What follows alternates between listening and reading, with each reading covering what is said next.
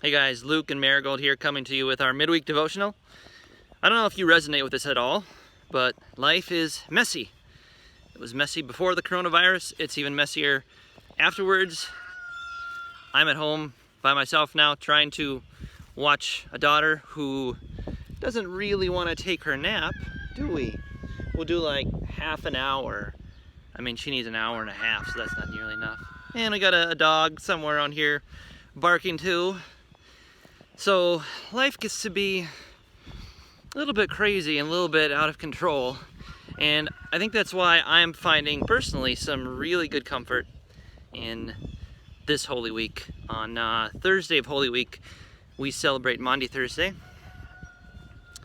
And a couple of different things happen on Maundy Thursday. One is the big one that most of us are pretty well aware of is communion. Jesus institutes communion with his disciples, but he also does this other really weird thing where he washes their feet. Jesus, the rabbi, gets up and he washes the feet of his disciples. Now, a lot of times things happen in the Bible that were like, okay, that happened because it was just different back then. Like, that was probably a normal thing. Well, it wasn't. Even to ask the disciples to wash the feet of their rabbi would have been the lowliest, most demeaning task in the world. It would have been like asking them to clean the toilets or something. Because, this idea of washing one another's feet, it sounds all well and good, and it sounds wonderful.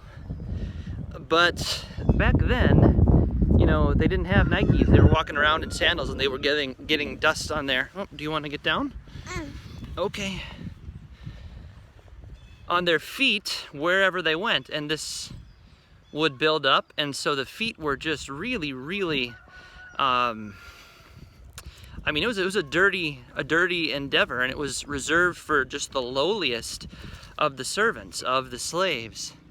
And so when Jesus does this, he's not afraid to get down to the messiness of humanity and the messiness of us as human beings. And it's a difficult thing for us to wrap our minds around, but I think there's a lot of encouragement here in knowing that Jesus is willing to be a servant.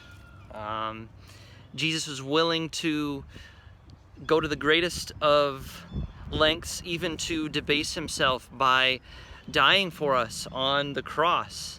And he sets an example for us. And by washing our feet, he encourages us to go out and to wash one another's feet. And this means that even the tasks which might seem a little bit menial to us, changing diapers or doing the dishes for our spouse, and I don't know about you, but like being cooped up in the middle of this pandemic is not my personal ideal. And you start to, rub shoulders with your family, whom you love dearly, but also we were not meant to exist and to inhabit the same 10 by 10 foot square area for extended periods of time. And it gets to be a challenge, I think, for us to be willing to do some of these tasks that might seem menial to us, but in Jesus' eyes, even the messiness of life, and even these kind of tasks which may seem unimportant and may seem like this is the work of a servant or something, Jesus says, no, this is how I am loving you at the cross, and this is how you are to love one another, is by washing one another's feet. And another part of this story that I think is really interesting, and we gloss over it, but Judas is there, and Jesus washes Judas's feet. This guy that he knows is going to betray him, is going to hand him over to be crucified to the Roman authorities.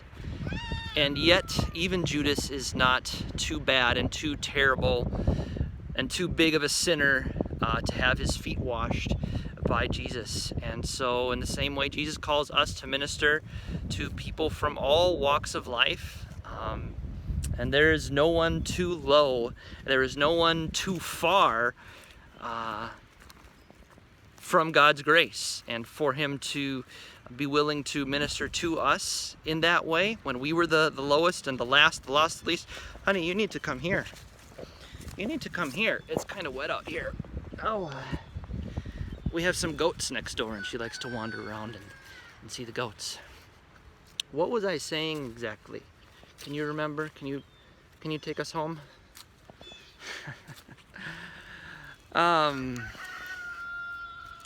But there's encouragement here for us, friends, in that in the midst of our messy lives, Jesus comes to us and he washes our feet, not just physically but spiritually. He washes all our sins away fully and completely, and that means there are no last or lost or least. We are all equally sons and daughters of the King. And let's take some hope, and let's take some heart, let's take some encouragement from that. And may we go forth with the conviction and the encouragement, knowing that even the menial tasks in life are not menial in the eyes of Jesus.